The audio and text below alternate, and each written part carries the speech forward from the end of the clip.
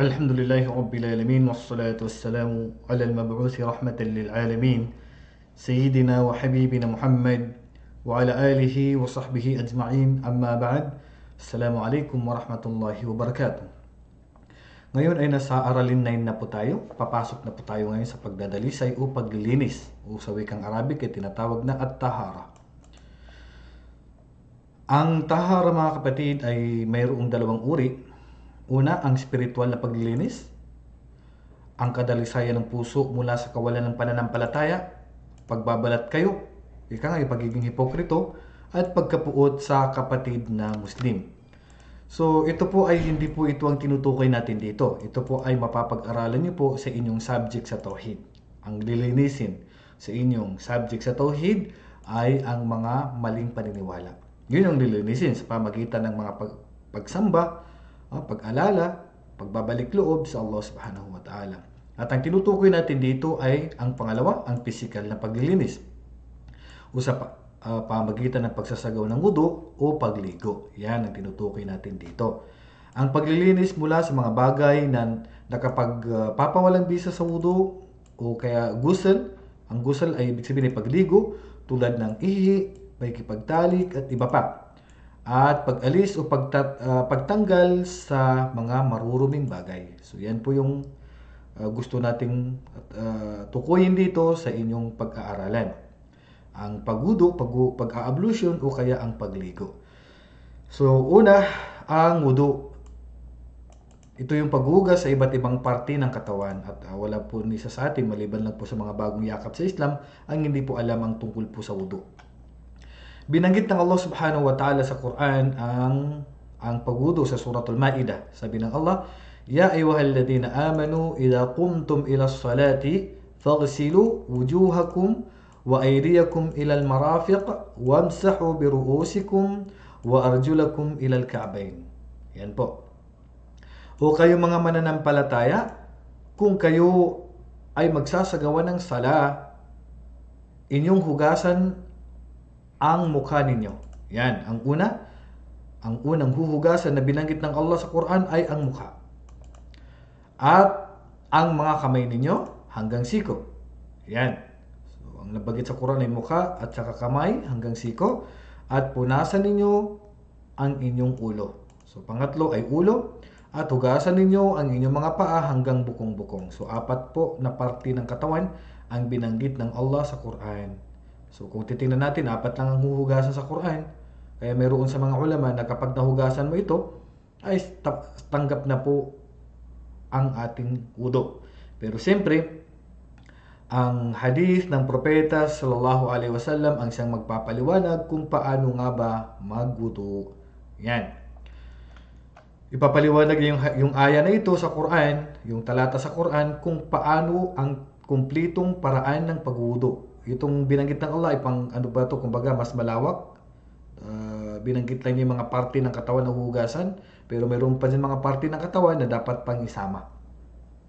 Ang kahalagahan ng wudu. Biruin nyo, nagwudu tayo upang isagawa ang sala, pero mayroong kang gantimpala. May mabuting nakukuha dito. Ang sabi ng propeta sallallahu alaihi wasallam, "Idza tawadda al-'abdu al-muslim aw al-mu'min faghasala wajhahu خرجت من وجهه كل خطيئة نظر إليها بعينيه مع الماء أو مع آخر قطر الماء فإذا غسل يديه خرجت من يديه كل خطيئة بطشتها يداه مع الماء أو مع آخر قطر الماء فإذا غسل رجليه خرجت كل خطيئة مشتها رجلاه مع الماء أو مع آخر قطر الماء حتى يخرج نقيا من الذنوب." رواه مسلم. Anong kahulugan itong hadith? Si Abu Hurairah radhiyallahu anhu, sumakanya nawa ang kaluguran ng Allah, ay nagulat kanyang sinabi.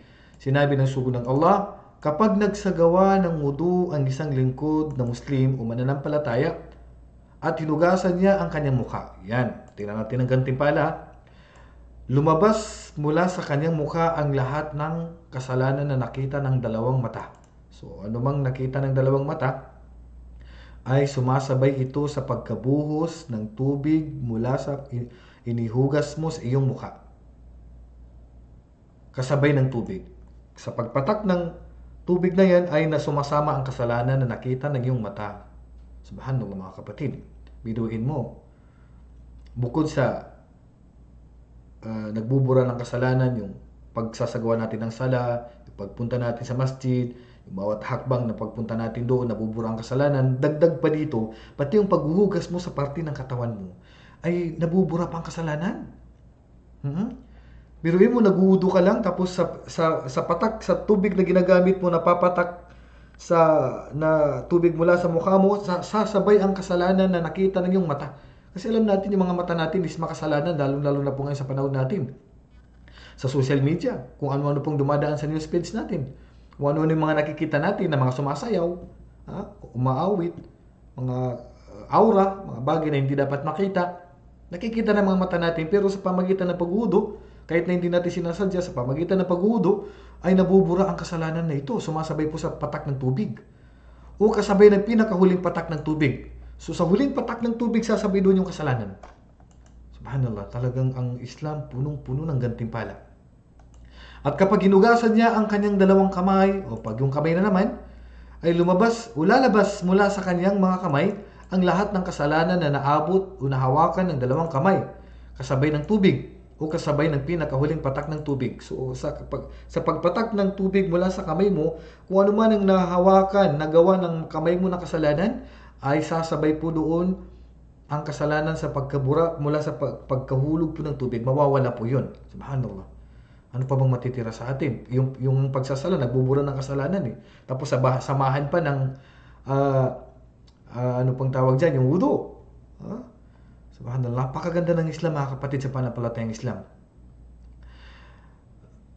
At kasabay ng tubig o kasabay ng pinakahuling patak ng tubig. Sa huling patak ng tubig na lalabas mula sa inihugas mo sa iyong kamay, sasabay doon yung nagawang kasalanan ng kamay mo. Hanggang sa siya, pati pala sa paa. So, sana tayo dito. Okay. Then, ganun din, pagka hinugasan niya ang kanyang dalawang paa, ay lalabas din mula sa dalawang paa niya ang lahat ng kasalanang nalakaran ng dalawang paa niya. So, yung nalakaran ng paa mo, sasabay doon yung kasalanan na nagawa mo. Kasabay ng tubig o kasabay ng pinakahuling patak ng tubig hanggang sa siya ay lalabas ng dalisay sa kalinisan mula sa mga kasalanan. Bago ka pumunta sa masjid, pagkatapos magwudu, nadalisay na ang kasalanan mo. Tapos hahakbang ka papunta sa masjid, bawat hakbang na ihahakbang mong kanan, isang gantimpala, kaliwa, buburahin ang kasalanan, plus bawat hakbang ng paa mo ay itataas ng Allah ang antas mo, plus pagpunta mo pa ng masjid ay para kang maliligo sa sapa o sa tubig o sa lawa ng 5 beses sa isang araw, na kung saan ay nalilinis ang dumi ng katawan. Ganun din po ang paglilinis sa ating kasalanan. Subhanallah. Ang tunay na relihiyon ay ang relihiyong Islam. Sa pamamagitan ng mga ginagawa natin, binibigyan tayo ng Allah ng gantimpala. Magwudu ka, patatawarin ko ang kasalanan mo. Pagpunta ka sa masjid, patatawarin ko pang kasalanan. Pagsala mo, patatawarin ko pang kasalanan. Magbalik loob ka, patawarin ko pang kasalanan mo. Subhanallah, hindi tayo magpasalamat sa Allah subhanahu wa ta'ala. Punong-puno ng pagpapatawad ng Islam. Oo, araw-araw tayong nakakagawa ng kasalanan. Kullu bani Adam khata'. Lahat tayo ay nagkakasala. Yung Facebook na yan, yung social media, yung YouTube, lahat nakikita natin. Nakakapagsalita tayo na hindi magaganda. Pero sa pamamagitan lang ng sala, sa wudu, sa paglalakad papuntang masjid, sa pagsasagawa ng sala, ay napapatawad ang mga kasalanan natin basta taos puso tayong magbabalik loob sa Allah subhanahu wa ta'ala. At ito pa, ang sabi ni Ali, na isalisin ni Ali radhiallahu anhu, qala Rasul sallallahu alaihi wasallam, miftahul salati at-tuhur. Ang susi ng sala ay ang pagdadalisay. Ibig sabihin, hindi tanggap ang sala. Ang susi ng sala ay paglilinis. Hindi tanggap ang sala na walang wudu. Kaya kapag ka nagsala ka na wala kang wudu, naalala mo na lang pagkatapos ng sala, hindi po tanggap ang inyong sala. So ano pong gagawin ninyo? Magwudu po kayo ulit, o magwudu kayo at magsagawa ng sala ulit. Papasok tayo sa mga kondisyon ng wudu. Unang kondisyon ng wudu ay ang tinatawag na layunin. Hindi pwedeng magwudu ka na dahil lang gusto mong malinis. Kinakailangan magwudu po kayo sa layunin na para isagawa ang sala. Kasi pag nagwudu ka, tapos para lang mahugasan yung katawan mo, tapos wala kang intention na isasagawa mo ito para maging dalisay mula sa nangyari sa'yo na nakaihi ka, nakadumi ka, para makapagsagawa ng sala, pag walang kasamang intention, hindi po tanggap yung wudu. Kailangan magwudu kayo ulit. At ang intention po mga kapatid ay hindi po kailangan bigkasin. Alam na po ng Allah yan. Pangalawa, ang paggamit ng malinis na tubig. So dapat po malinis na tubig ang gagamitin natin. Napakaraming tubig mga kapatid. Tubig lawa, tubig dagat, tubig ulan, tubig ng ng balon, o ano pang mga pinagkukunan ng tubig na may inom. Pwede tayo magwudu doon. Basta hindi lang po siya nagkaroon ng kulay, lasa, at amoy. Ang malinis na tubig ay tulad halimbawa ng tubig ulan, tubig dagat, tubig sa balon. At ang tubig na hindi malinis ay ang tubig na nahaluan ng maruruming bagay na napalitan ang lasa ng tubig, kulay o amoy. Tulad halimbawa ng tubig na umaagos. So, ang mga anumang tubig na bago ang kulay niya, na bago ang kanyang lasa, na bago ang kanyang amoy, hindi na po pwedeng pangudo. Pero kung sakaling lumakas ang ulan, tapos nabago yung tubig dahil sa putik o alikabok, hindi po matatawag yun na nabago kasi kulay po ng lupa yun. So yung lupa po ay malinis po yun. So minsan kasi pagka nagkaroon ng baha, tapos pumunta ka sa lawa, alam mo yung kulay ng tubig, nung hindi pa bumabaha, colorless, wala siyang kulay. And then pagka bumaha, kulay brown na. Siyempre tubig pa rin yung, kaya lang dahil siguro sa baha, pwede ka magudo doon. Kasi hindi naman po kung totoong kulay ang nagbabago, kundi lupa, at ang lupa po ay malinis po yan at pwede siyang gamitin sa tayamum kapag walang tubig. Pangatlo, ang pag-alis sa anumang tumatakip sa balat o pumipigil sa tubig sa pagsasayad dito sa mga parte ng katawan na obligadong hugasan sa wudu, tulad halimbawa ng makapal na pintura o mahigpit na relo. So anumang bagay na suot-suot natin, meron kang relo, tanggalin mo yan, meron kang singsing, tanggalin mo yan para po pumasok po yung tubig. Okay? Pero kung maluwag naman yung tubig, ay maluwag naman yung singsing, o kaya ay maluwag naman yung relo, kahit hindi mo natanggalin, okay lang po yun. Pero kung mahigpit po yung relo, na kung saan hindi po makakapasok yung tubig sa loob niya, sa ilalim, tanggalin niyo po yun. Pero kung maluwag naman, papasok naman yung tubig, kahit hindi niyo na po tanggalin ang relo, okay lang po yun. Okay, yung Q-Tix, okay, yung paggagamit ng Q-Tix, makapal po yan, parang pintura po yan eh. So dapat po tanggalin niyo po yan every magwudu po kayo mga sister. Kaya ang payo ko po sa mga gumagamit ng Q-Tix, gamitin niyo po yan kapag kayo ay may regla. Kasi kapag kayo ay wala pong regla, mahihirapan lang po kayo. Every time na dumating ang sala, tatanggalin niyo po yan. Okay? Ngayon, dadako po tayo sa pamamaraan ng pagsasagawa ng wudu. Ang mga obligado ng wudu. Una, ang paghugas sa lahat ng bahagi ng mukha. Kasama na rito ang pagmumog at ang pagsingot ng tubig. So, pagmumog at pagsingot ng tubig. Kasama po sa paghugas sa mukha. Pangalawa, ang paghugas ng dalawang kamay hanggang siko. So, dapat po mga kapatid, pag tayo po ay nagwudu po, ay magmumog ka, then singot ng tubig. At alam niyo ba kung kaya niyo pong pagsabayin itong dalawa? Pagka kuha ng tubig ganyan. Pag ganyan mo sa tubig, tapos isabay mo na po sa singot. Yan po ang mas mainam. Sa isang tubig na kukunin mo, tapos ipasok mo sa bunganga mo, then isingot mo ganyan, sabay mumog, sabay singa. Yan po, kung kaya nyo po. Pero kung hindi, iba yung tubig sa mumog at iba yung sa singot ng tubig din isisinga nyo po. Yan. Then, pagdating naman sa kamay, ay hugasan nyo po ang inyong kamay hanggang siko. So, dapat po mga kapatid, itong siko na to, wag po dapat yung paghugas ng tubig ay hanggang siko lang. Dapat pasobrahin nyo po yung tubig. Yan po. Kasi mamaya, pagka hindi nyo po pinasobra, maaaring hindi po nabasa ang buong siko na posibleng hindi po matanggap ang ating wudu. So, dapat po pasobrahin natin. Mas maganda ang sobra kaysa tipirin. Pasobrahin nyo po yung tubig hanggang dyan. Wag na po hanggang kilikili, hanggang dito lang po. Yan po sa muscle lang. Yan. Okay na po yan. At pangatlo, pagpahid sa ulo at dalawang tenga. So sa ulo, mga kapatid, ay papahirin lang po. Hindi nyo po kailangan hugasan. Ang ulo po ay hindi po kailangan hugasan. So ganito lang po, ganyan nyo lang po yung tubig.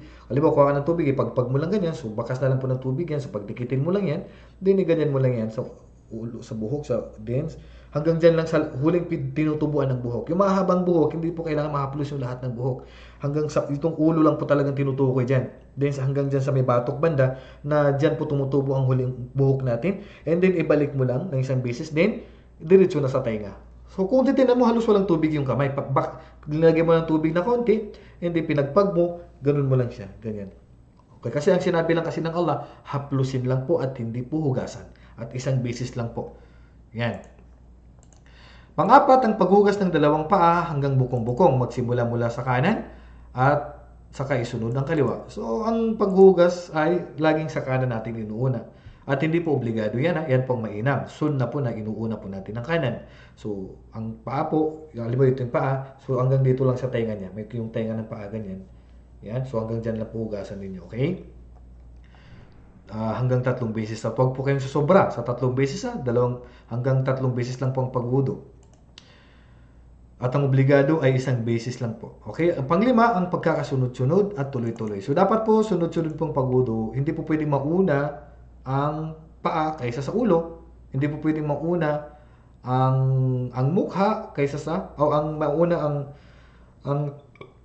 ang ulo kaysa sa mukha. So, kung ano po yung binanggit natin kanina sa Quran, kung paano pagkakasunod-sunod, ang sinabi ng Allah, hugasan nyo yung mukha, and then yung kamay hanggang siko, and then yung ulo, and then yung paa, ganyan po dapat na pagkakasunod-sunod. Kasi kapag inuna nyo po, yung hindi po dapat na inuuna, hindi po tanggap ang ating wudu.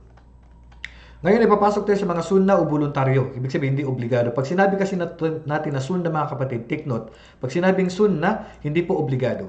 Pag nagawa mo, alhamdulillah. Pag hindi mo nagawa, tanggap ang inyong wudu. Pag nagawa mo, may gantimpala. Pag hindi mo nagawa, wala kang kasalanan. Okay, una, ang pagsabi ng bismillah bago magsimula. So, ang pagbigkas po ng bismillah ay hindi po siya obligado. Mayroon sa mga ulama ang nagsabi na ito ay obligado, ngunit mahina po ang mga katibayan na nabanggit na ang pagbibismillah po ay obligado ng sala. Okay? So, bismillah ay sunna po siya at hindi po siya kabilang sa obligado. Bago po magsimula, ay magbismillah po kayo kapag kayo ay nasa labas ng palikuran. Pero pag nasa loob ng CR, wag na po kayo magbismillah. Mayroon sa mga ulamang nagsabi na sapat na po magbismillah sa puso, isa puso na lang. May nagsabi po na gano'n. Pero ang totoo ay kahit hindi na po mabigkas yan basta sa loob ng palikuran. Kung sa labas po, kung kaya niyo pong magudo sa labas ay mas mainam para mabigkas niyo po ang bismillah. Pangalawa, ang paghugas ng dalawang kamay ng 3 beses. Obligado dito ay paggising mula sa pagkatulog. So, itong dalawang kamay natin mga kapatid, hugasan mo muna yan. Actually, hindi naman obligado na hugasan mo na ito eh. Kung ang totoo po talaga, pwede na pong diretsong magmumog. Kaya lang, pag galing ka sa tulog, hindi mo alam kung saan mo isinuksok yung kamay mo. Kaya dapat hugasan muna natin yan. At ang payo ko po, bago po natin ipasok ang ating kamay sa tabo o sa palanggana, buhusan niyo po muna ng tubig. Okay? Huwag po diretso ipasok niyo po agad yung kamay niyo and then saka kayo maghugas. Hindi po, buhusan niyo po muna ng tubig, 3 beses hugasan yung kamay and then saka kayo magmumog. Kasi pag pinasok mo sa tubig agad yung kamay mo, maaari may daladalang dumi yung kamay mo at maiiwan doon sa palanggana o sa tabo o sa anumang lagayan ng tubig na gagamitin mo sa pangudo. Ganun po dapat. Lalong-lalo na kung galing po kayo sa pagkatulog. Pero kung gising ka naman, alam mo naman, sigurado ka naman sa sarili mo na wala ka namang nahawakan na marumi, gising ka, alam mong ginawa mo, so walang problema, i-direct mo lang ipasok ang kamay mo. Pero mas mainam po, buhusan muna. Pero ang dapat talagang, sunna talaga bago ipasok ang kamay sa tabo o lagayan ng tubig sa paghudo, lalo na po pag galing po kayo sa tulog, ay buhusan niyo po muna ang inyong kamay ng 3 beses. Okay, so yung mga daliri, hugasan ng mabuti ang mga daliri. Then pangatlo, ang pagmumog at pagsinga ng tubig na ipinasok sa ilong ng 3 beses din po. Magmumog, and then pagsingot, pagsabayin po yan eh. Magmumog at pagsingot ng 3 beses po. Then isisingan nyo po. Okay, so pang-apat ay paghugas ng mukha o paghilamos ng 3 beses. Yan. So 3 beses lang po. Pagka sumubra po, bid'a po yun. Obligado po ay 1 beses lang. Hanggang 3 beses lang po. Ngayon, pag gawin nyo pong 4, bid'a po. Instead na magkakaroon kayo ng gantimpala, kasalanan po yan. Hindi po natin pwedeng damihan. Kahit na ang layunin natin para mas malinis talaga, yun lang po ang itinuro sa atin. Huwag na po natin dagdagan. Panglima, ang pagkuskus sa balbas. Yan kung may balbas. Mga babae, wala namang balbas yan. So, at tulad ko, kung pag ako nagudo sa mukha, ganyan ko po yan. Ganyan po. Yan. Yan po. Yan pang sunnah. Okay, so pang-anim, ang paghugas sa kanang kamay hanggang siko. At pagkatapos ay kaliwang kamay ng 3 beses. So, ito po, hugasan ko yung kamay ko hanggang siko po. Yan. So, siguraduhin ko na buong kamay ay nahugasan. Hindi yung may parte dyan na hindi po nabasa, hindi po matatanggap ang wudu. Kailangan po may mabasa po lahat yan. Halimbawa, kung nakita mo na tapos ka na magudo, tapos may nakita kang parte na hindi pala nabasa, kuha ka lang ng tubig, hugasan mo, ganun mo lang yung hindi nabasa doon. Basta importante, hindi pa natuyo. Yan. Pangpito, ang pagpahid sa ulo mula noo hanggang batok at pabalik mula batok hanggang noo. So, katulad ng itinuro ko sa inyo kanina, ganyan lang po. Kuha ka ng tubig, pagpag mo lang ganyan. Then, dikit mo sa ulo, ganyan. Yan. Then, ibalik nyo po. Yan po. Then, sa tainga. Hindi nyo po kailangan ng tubig. Haplos lang po ang kailangan dyan. Okay, so, pangwalo, ang paghugas sa kanang paa hanggang sa bukong-bukong at pagkatapos ay ang kaliwang paa. So, 3 beses. So, mga kapatid, pagka inauna mo yung kanan, yan po ang sunnah. Ngayon, kung nauna ko po yung kaliwa, wala pong problema. Pag nauna ko po ang kaliwang paa ko o kaliwang kamay ko, ay tanggap po ang aking wudu. Okay? At ang pangsyam ay pagdua o panalangin pagkatapos magwudu upang pagsamayin ng spiritual at physical na paglilinis. So, ang gagawin nyo po, bibigkasin nyo lang po ito at hindi nyo na po kailangan itaas pa ang inyong kamay. Hindi na po kailangan na magtaas pa po ng kamay. So, basahin nyo lang po ito. At ang sunnah po sa pagwudu, siyempre ay nakaharap sa kibla. Okay? So, bigkasin nyo po ito pagkatapos magwudu. Ashhadu an la ilaha illallah wahdahu la sharika la wa ashhadu anna Muhammadan Rasulullah. Allahumma ja'alni minat tawwabin waj'alni minal mutatahhirin. Yan po. Yan po ang dua, panalangin pagkatapos magwudu o maglinis. Pero hindi po obligado ito Yan po ay sunnah. May gantimpala kapag ginawa po natin. Ulitin ko po. Asyhadu an la ilaha illallah wahdahu la sharika la wa asyhadu anna Muhammadan Rasulullah. Allahumma ja'alni minat tawwabin waj'alni minal mutatahhirin. Ano ang kahulugan? Ako ay sumasaksi na walang ibang Diyos na karapat-dapat sambahin maliban sa Allah, ang tanging nag-iisa. Wala siyang katambal. At ako rin ay sumasaksi na si Muhammad ay sugo ng Allah. O Allah, gawin mo po akong kabilang sa mga nagsisisi at gawin mo po akong kabilang sa mga mapaglinis o mga dalisay. Yan. So, dadako tayo ngayon mga kapatid. Pagkatapos magwudu, siyempre may mga bagay na dapat nating iwasan na kapag nangyari ito sa atin, ay uulit po tayo magwudu. Yan. So, hadas al-asghar. Okay? Ano yung hadas al-asghar? Una, ibig sabihin, maliit na nakakasira ng wudu. Na ang ibig sabihin, pag nangyari sa'yo, uulit ka lang magwudu. Pag nangyari sa'yo, uulit lang po kayo magwudu. Una, ang pag-ihi, pagdumi, at pag-utot. Yan. Pag nakaihi kayo, nakadumi kayo, nakautot kayo, uulit po kayo magwudu. Sira po, invalid po ang inyong wudu. Kaalaman po sa inyo pagka kayo ay ihing-ihi o duming-dumi, uutot na, talagang nauutot ka na talaga, huwag niyo pong pigilan. Ilabas niyo po yan. Walang problema na malit po kayo sa sala, kaysa naman pinipigilan niyo, tapos habang nagsasala ka, tapos utot ka na, natatay ka, naiihi ka. Paano ka magsasala, magkukonsentrate sa loob ng sala mo, yung utak mo nasa baba? Dapat, ilabas niyo po yan. Punta po kayo sa CR at ilabas niyo po yan kasi wala namang problemang malit ka. Kaysa naman magsasala ka, yung konsentrasyon mo ay hindi para sa Allah. Ang konsentrasyon mo ay nasa baba. Iniisip mo kung kailan ka mauutot, lalo na pag matagal yung imam. Sasabihin mo pa, ano ba itong imam na to? Utot na ako, hindi pa matapos-tapos. Sino bang nagsabi sa'yo na hindi ka lumabas? Lumabas ka at magwudu. Bakit kailangan mong sisihin yung imam? Kasalanan mo, pwede ka naman lumabas, iutot mo yan, iihi mo yan Ba't mo pa kailangan pagsisihin yung imam? Yan. Pangalawa, ang pagkatulog ng mahimbing o pagkawala ng malay. Yan, kapag ka nakatulog kayo at nawalan kayo ng malay, sumagudo po kayo ulit. Pero kung nakatulog ka ng sandali lang, habang nakaupo, habang nakikinig ng khutbah sa Friday, Tapos nakopo, biglang naidlip ka, nakaganyan ka lang. Okay? So, hindi po sira ang inyong wudu. Halimbawa, may mga ganyan nangyari, habang nakopo, habang nagbabasa-basa ka na ganyan, biglang nakaidlip ka ganyan, tapos naalala mo, siksikan, so isang minuto, ilang minuto, then nagising ka habang nakopo, ay hindi po sira ang inyong wudu. Huwag lang po nakahiga na. Kasi pag bumagsak na po at nakahiga na, ibig sabihin, hindi na po niya na-control ang kanyang sarili, so kailangan niya po talaga magwudu. Pero kung sandaling segundo lang na siya ay nakatidlip o minuto, ay hindi po masira ang kanyang wudu. Pangatlo, ang paghawak sa ari ng walang anumang sapin na may pagnanasa. Yan. So, ang pagkahawak sa ating ari ng direkta, ika nga, pag nahawakan natin ng direkta, ang mainam po ay magwudu po tayo. Mayroon sa mga ulama nagsabi na kahit mahawakan mo na walang sapin, ay hindi po makakasira ng wudu. Pero ang mainam po, pag nahawakan mo yan ng direkta, na walang takip yung kamay mo, walang guantes, wala kang suot, ika nga, skin to skin, balat sa balat ang nagdikitan, so yan po, magwudu po kayo ulit. Pero kung nahawakan mo, may panty ka, may brief ka naman, nahawakan mo, nasagi ng kamay mo, hindi po sira kasi hindi naman po nadikitan ng direkta. Pangapat po ang pagkain ng karne ng kamilyo. Pag kumain po kayo ng karne ng kamil, sira po ang inyong wudu. Nakakasira po ng wudu ang pagkain ng karne ng kamilyo. Ang tanong dito, bakit nakakasira? Ito po ay tinuro sa atin ng Propeta sallallahu alaihi wasallam. Ang dahilan hindi natin alam. May mga bagay na hindi natin may paliwanag. Ngayon ay susunod na lang po tayo. Maliban sa karne ng kamil, pwede po kayong kumain ng baka, karne ng tupa, karne ng manok, uminom, wala problema. Hindi po nakakasira ng wudu ang pagkain, ha? Kahit ano pong kainin nyo, wag lang po yung mga bawal. Uminom ka ng tubig, soft drink, juice, kanin, ulam, wag lang po yung karne ng kamil.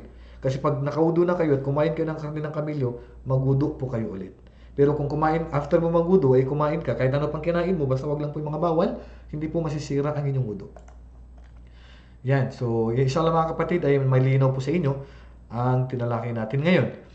At itong nabanggit natin, ito lang po yung mga nakakasira ng wudu. Kasi may mga bagay na hindi po tanggap na magwudu lang, kundi kailangan nyo pong maligo.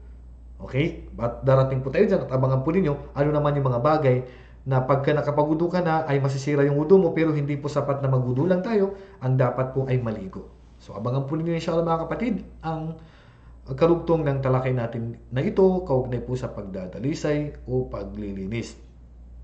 So, karagdagang kaalaman lang po, sa pagwudu po dapat po matipid po tayo. Dapat po maliit konting tubig lang po, wag po tayong magsayang. Kasi ang pagsasayang po ng tubig, kahit na ginagamit po pa sa pagligo o pagwudu, na nagsasayang po tayo, na alam naman natin na konti lang ang magagamit natin, itatanong po sa atin yan sa kabilang buhay. Sabi ng Allah, summa latus'alunna yawma idin 'anil na'im. At pagkatapos ay tatanungin kayo, sabi ng Allah, sa araw ng paghukom, sa biyaya na ibinigay po sa atin. So hanggang dito na lamang. Wallahu a'lam wa sallallahu ala nabiyyina Muhammad wa ala alihi wa sahbihi ajma'in. Assalamu alaikum warahmatullahi wabarakatuh.